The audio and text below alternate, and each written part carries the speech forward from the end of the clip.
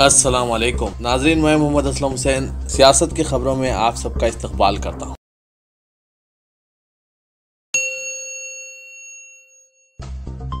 Supreme court ने आज कहा कि किसी हिंदू खातून की मुस्लिम मर्द के साथ शादी बाकायदा या दुरुस्त नहीं, लेकिन इस तरह के शादी के बंधन के नतीजे में पैदा होने वाला बच्चा जायज़ है। अदालत ने यह भी कहा कि इस तरह के बेकायदा शादियों का कानूनी असर ये होता है कि बीवी गुजारा हासिल करने की मुस्तहिक तो होती है, लेकिन शौहर की जायदाद की वारिस नहीं बन सकती।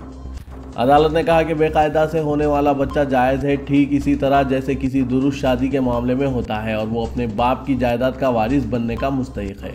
Justice NV. रमन्ना और जस्टिस एम.एम. शांतागौड़ की बेंच ने केरला हाईकोर्ट के हुक्मनामे को बरकरार रखा, जिसके जरिए रूलिंग दी गई है कि मोहम्मद इलियास और वली अम्मा, जो शादी के वक्त हिंदू थी, इन दोनों का बेटा जायज़ औलाद है और कानून के मुताबिक अपने बाप की जायदाद का वारिस होगा। एक खुद साख्ता साइबर एक्सपर्ट की जानिब से इलेक्ट्रॉनिक वोटिंग मशीनें हैकिंग के काबिल होने के दावों ने आज बड़े पैमाने पर सियासी तल्खी पैदा कर दी, जिसमें कांग्रेस ने इन इल्ज़ामात की तहकीकात का मुतालबा करते हुए कहा कि इन्हें जमहूरियत की बका के ताल्लुक से फ़िक्र है, और बीजेपी ने इन दावों को कांग्रेस की सरपरस्ती वाली साजिश करार दिया, जिसका मकसद हिंदुस्तानी जमहूरियत और इसके इलेक्शन कमीशन को बदनाम करना है।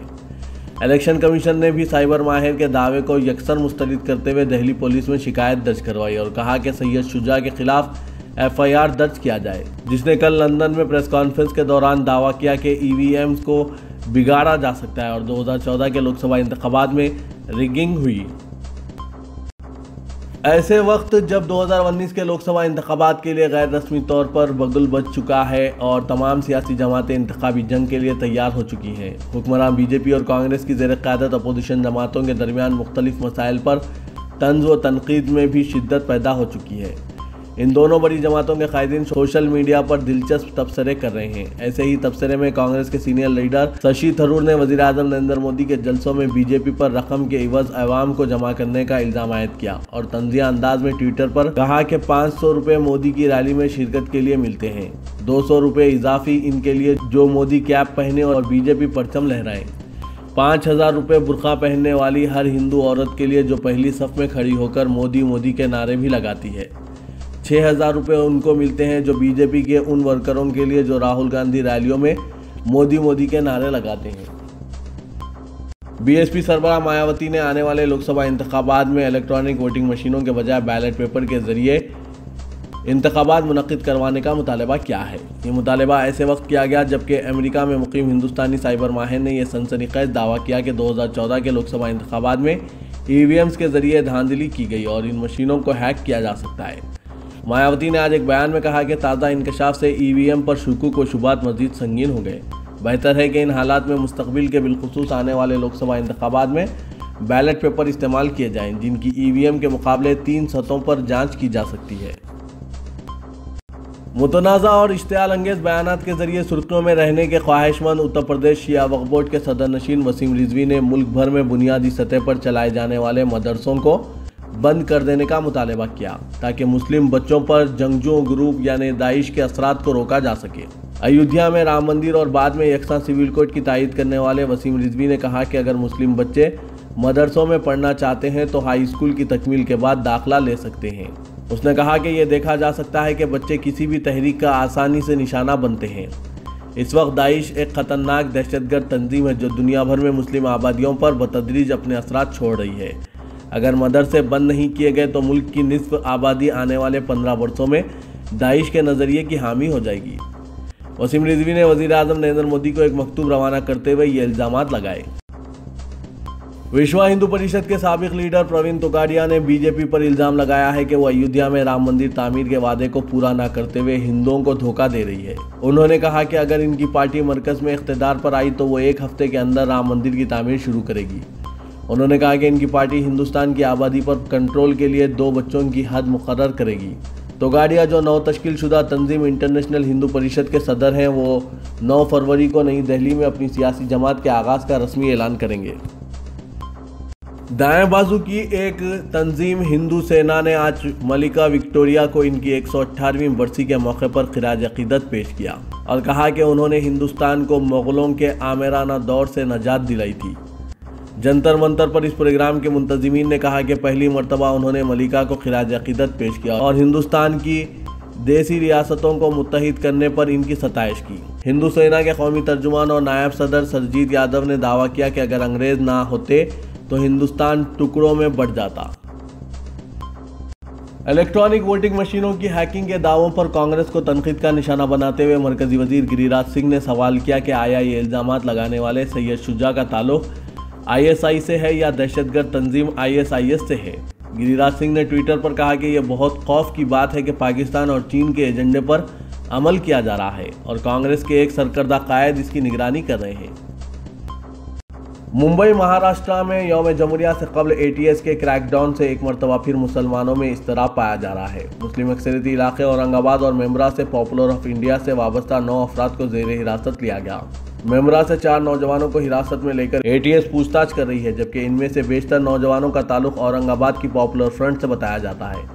मेमरा समेत मुंबई से ऐसे मुश्तबा नौजवानों को ATS ने ज़ेर हिरासत लिया है जो एक दूसरे से वाकिफ़ थे या फिर इनकी मुलाकातें हुई हैं, जबकि ATS ने इन नौजवानों को ज़ेर हिरासत लेने की तस्दीक नहीं की है। ATS ज़राए से मिली इत्तला के मुताबिक जिन नौजवानों को ज़ेर हिरासत लिया गया है वो सोशल मीडिया पर सरगर्म थे और इनमें से बेशतर नौजवान औरंगाबाद जाया करते थे। पॉपुलर फ्रंट ऑफ इंडिया से वाबस्ता मुश्तबा नौजवानों को ज़ेर हिरासत में लिए जाने के बाद एक मरतबा फिर महाराष्ट्र के मुसलमानों में बेचैनी पाई जा रही है। शिवसेना सुप्रीमो आंजनी बाल ठाकरे की यौम पैदाइश के एक दिन पहले वजीर आला देवेंद्र फडणवीस की काबीना ने आज शिवसेना की नाराजगी को ख़त्म करने की पहल करते हुए मुंबई शहर के कल्ब में वाक़े मेयर बंगले को बाला साहब ठाकरे नेशनल मेमोरियल के नाम से मंसूब करके वहां बाल ठाकरे की एक शानदार यादगार तामीर करने के लिए 100 करोड़ रुपए का फंड मंजूर किया। इसके साथ ही यहाँ मेमोरियल बनाने का ठेका MMRDA के सुपुर्द करने की तजवीज़ को भी मंजूरी दे दी। वाज़ेह है कि शिवसेना और बीजेपी के दरमियान कई महीनों से नाराजगी जारी है। ताहम ऐसे में रियासती काबीना में बाल ठाकरे का मेमोरियल तामीर करने के लिए 100 करोड़ रुपए का फंड मंजूर करना इस बात का वाज़ेह इशारा है कि आने वाले दिनों में इन दोनों भगवा पार्टियों में मुसालिहत हो जाएगी और ये दोनों एक साथ मिलकर लोकसभा इंतखाबात लड़ेंगे। मध्य प्रदेश की राजधानी भोपाल से करीना कपूर के बाद अब मिनी मुंबई कहे जाने वाले इंदौर से कांग्रेस बॉलीवुड के दबंग सलमान खान को इलेक्शन लड़ाने की तैयारी में है। दरअसल कांग्रेस सेक्रेटरी राकेश यादव ने बयान दिया है कि सलमान खान के नाम पर कांग्रेस पार्टी में गौर-व-ख़ौस किया जा रहा है। प्रदेश सेक्रेटरी का कहना है कि सलमान खान इलेक्शन लड़ेंगे तो इंदौर में नौजवानों को फिल्म इंडस्ट्री का फ़ायदा मिलेगा। गौरतलब है कि सलमान खान की पैदाइश इंदौर में ही हुई थी। उन्होंने अपने बचपन का काफ़ी वक्त इंदौर में गुजारा। इससे कबल बॉलीवुड अदाकारा और पटौदी खानदान की बहू करीना कपूर खान को भी भोपाल से इलेक्शन लड़ने की ख्यासाराई की गई थी। दरअसल वो कांग्रेसी लीडरों ने इनका नाम आगे बढ़ाया था। इन्हें भोपाल लोकसभा सीट से कांग्रेस का टिकट दिए जाने की ख्यासाराई थी। ताहम आज करीना कपूर ने तमाम खबरों पर ब्रेक लगा दिया है। इस तरह से पार्टी के लीडरों की ख्वाहिश पर पानी फिर गया है। मगरबी बंगाल के पार्टी कायदीन ने बताया कि कौमी सदर BJP अमित शाह मंगल की शाम दिल्ली वापस हो गए। इनकी सेहत बहुत ख़राब है और रियासत के इलाके झाड़ग्राम में मुकर्ररा रैली में इनकी शिरकत का कोई इम्कान नहीं है। सदर मगरबी बंगाल यूनिट BJP दलित घोष ने बताया कि अमित शाह सख्त बीमार है, इनको शदीद बुखार है। ऑल इंडिया मजलिस इत्तेहादुल मुस्लिमीन के उत्तर प्रदेश के रियासती सदर शौकत अली ने लोकसभा इंतखाबात के लिए SP और BSP के दरमियान हुए इत्तेहाद पर निशाना लगाते हुए कहा कि ये मुस्लिम लीडरशिप को अछूत समझने की सियासत है। उन्होंने इत्तेहाद में राष्ट्रीय लोकदल को हिस्सेदारी देने के मामले पर भी सवाल उठाए। AIMIM के रियासती सदर ने कहा कि 4% जाट वोट बैंक वाली पार्टी को हिस्सेदारी दी गई, लेकिन 22% आबादी वाले मुसलमानों को नज़रअंदाज कर दिया गया। मीडिया से बात करते हुए उन्होंने कहा कि एक मीटिंग बुलाई गई थी जिसमें यह तय हुआ कि मजलिस इत्तेहादुल मुस्लिमीन उत्तर प्रदेश में लोकसभा इलेक्शन लड़ेगी। साथ ही ये तजवीज़ भी पेश की गई है कि असदुद्दीन अवैसी हैदराबाद के साथ ही उत्तर प्रदेश की एक सीट से इलेक्शन लड़ेंगे। इसके लिए उत्तर प्रदेश मजलिस का एक वफ्द असद ओवैसी से मुलाकात करेगा। मस्जिद नबी सल्लल्लाहु अलैहि वसल्लम में इमामत के फ़राइज़ अंजाम देने वाले मारूफ सऊदी मुबल्लिग और मजहबी रहनुमा शेख अहमद अल अम्मारी हुकूमती हिरासत में इंतकाल कर गए। सऊदी मुबल्लिगीन और मजहबी शख्सियात की गिरफ्तारी पर नज़र रखने वाले social media group presidents of कैनाइस के मुताबिक शेख अहमद अल अम्मारी जो जामे इस्लामिया मदीना में कुरान कॉलेज के साबिक़ सरबराह भी थे, गिरफ्तारी के 5 माह बाद हिरासत में ही इंतकाल कर गए। इस ग्रुप की जानिब से सऊदी जेल हुक्काम पर इल्ज़ाम लगाया गया कि उन्होंने 69 साला बुजुर्ग की सेहत के बारे में गफलत बरती, जिसके नतीजे में इनका इंतकाल हो गया। वज़ीर-ए-आज़म पाकिस्तान इमरान खान ने अमीर क़तर शेख तमीम बिन हमद अल सानी से दोहा में मुलाकात की। इमरान खान और अमीर कतर के दरमियान पाक कतर दो तरफा ताल्लुकात के फ़रोग़, तिजारत और सरमायाकारी के उमूर पर बातचीत की गई। अमीर कतर ने इमरान खान के एजाज़ में ज़ोहराना दिया है। इससे कबल दीवान अमीर पहुंचने पर अमीर कतर शेख तमीम बिन हमद अल सानी ने वज़ीर आज़म इमरान खान का शानदार इस्तकबाल किया। अलहदा रियासत तेलंगाना की तश्कील से पहले रियासती गवर्नर की हैसियत से साल 2009 में ESL नरसिम्हन ने गवर्नर का ओहदा संभाला था, जिस पर वो ताहाल फायज हैं। 2014 में अलहदा रियासत तेलंगाना की तश्कील के बाद बीजेपी मरकज़ में इख्तिदार पर फायज होने के बाद ESL नरसिम्हन को दोनों रियासतों का गवर्नर मुकर्रर किया था, जिस पर आज भी दोनों रियासतों के गवर्नर की हैसियत से बखूबी खिदमत अंजाम दे रहे हैं। आंध्र प्रदेश में तेलुगु देशम पार्टी बरसर इख्तिदार है, ताहम गुज़िश्ता 2 दिनों से सोशल मीडिया पर मुसलसिल ये खबर गश्त कर रही है कि आंध्र प्रदेश के लिए गवर्नर की हैसियत से किरण बेदी को मुकर्रर किया जाएगा। इत्तला है कि किरण बेदी के अलावा मज़ीद 3 नाम गवर्नर के ओहदे के लिए ज़ेर गौर है। दोनों रियासतों के अलहदा होने के बाद यहाँ गवर्नर को तब्दील नहीं किया गया। इस सिलसिले में चंद्राबाबू नायडू ने मरकजी हुकूमत से शिकायत की थी कि ESL नरसिम्हन इनकी हुकूमत के साथ ताउन नहीं कर रहे हैं, लिहाजा इन्हें यहाँ से हटा दिया जाए। तेलंगाना राष्ट्र समिति ने EVM मशीनों में बेकायदगियों और मशीनों की हैकिंग से मुतालिक कांग्रेस और दीगर पार्टियों के इल्ज़ामात को मुस्तरद कर दिया। पार्टी के रुकने पार्लियामेंट B विनोद कुमार ने मीडिया के नुमाइंदों से बातचीत करते हुए इल्ज़ाम आयद किया कि बाज़ अफराद जो इंतखाबात में शिकस्त से बौखलाहट का शिकार हैं, वो EVM मशीनों पर तनकीद कर रहे हैं।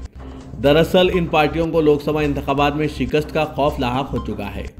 उन्होंने कहा कि TRS पार्टी इंतखाबात में EVM मशीनों के इस्तेमाल की तायीद करती है और वो बैलेट पेपर मुतारिफ करने के हक में नहीं है। स्पीकर कानून साज असेंबली पोचाराम श्रीनिवास रेड्डी ने कहा कि अरकान असेंबली के लिए तामीर करदा क्वार्टर्स का जल्द इफ्तिताह अमल में आएगा। उन्होंने कहा कि तेलंगाना में मुख्तलिफ पार्टियों के 119 अरकान असेंबली मुंतखब हुए हैं। इनके अलावा एक रुकन असेंबली को नामजद किया गया।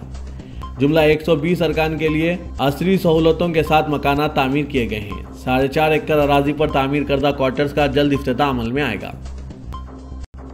कांग्रेस पार्टी ने तेलंगाना में असेंबली नतायज के 40 दिन गुजरने के बावजूद काबीना की अदम तश्कील को दस्तूर की वाज़ेह खिलाफ वर्जी से ताबीर किया और गवर्नर ESL नरसिम्हन को मकतूब रवाना करते हुए इस सिलसिले में फौरी मुदाखलत की अपील की।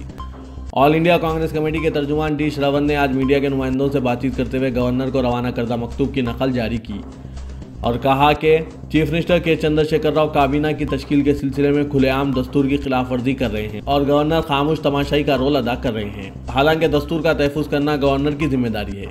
उन्होंने कहा कि वज़ीर आला के साथ गवर्नर की मिली भगत है और रियासत में हुकूमत के नाम पर तमाशा किया जा रहा है। नुमाइश मैदान का रुख करने वाले अफराद के लिए बुरी खबर है, क्योंकि गांधी हॉस्पिटल में 5 मरीजों की तशख़ीस के बाद इनमें स्वाइन फ्लू के मर्ज का इल्म हुआ है, जिसमें 3 ख़वातीन भी हैं और इन तमाम ख़वातीन का ताल्लुक हैदराबाद से है। गांधी हॉस्पिटल, जो कि रियासत तेलंगाना की हुकूमत की सरपरस्ती में अपनी खिदमात फराहम करता है, यहाँ 5 मरीजों में स्वाइन फ्लू का नतीजा आया है और डॉक्टरों ने मशवरा दिया है कि अवामी मुकामात, खासकर नुमाइश मैदान का रुख करने वाले अफराद एहतियाती तदाबीर इख्तियार करें। गांधी हॉस्पिटल के डॉक्टरों ने यह भी वाज़ेह कर दिया है कि स्वाइन फ्लू नवंबर ता जनवरी के दरमियान अपने उरूज पर होता है और जैसे जैसे मौसम की शिद्दत में इजाफा होता है और मौसम गर्मा की आमद होती है तो स्वाइन फ्लू का असर टूटने लगता है। गांधी हॉस्पिटल के सुप्रिटेंडेंट डॉक्टर श्रवण कुमार ने हैदराबादी अवाम को मशवरा दिया है कि सर्दी की लहर शहर में बढ़ी हुई है और सर्द मौसम में स्वाइन फ्लू का असर बढ़ जाता है, लिहाजा वो अवामी मुकामात पर गैर ज़रूरी जाने से गुरेज करें। खासकर इन दिनों हैदराबाद में नुमाइश जारी है और यहाँ जाने में एहतियात बरतें।